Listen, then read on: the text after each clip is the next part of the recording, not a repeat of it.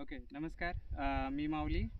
आज दिनांक 6/4/2025. आज ट्रेकिंग पलटण पुणे 117वा ट्रेक या निमित्ताने आम्ही रायरेश्वर गडावर आलो आहेत. गडावर आल्यानंतर आम्ही नेहमीप्रमाणे आम्ही स्वच्छता करतो. गडावरचा प्लास्टिकचा कचरा वगैरे आम्ही गोळा करतो. इथे तुम्ही पाहता, इथे टेंट वगैरे लावलेले आहेत, जेणेकरून बाहेरचे पर्यटक वगैरे इथे येतात, वास्तव्य करतात.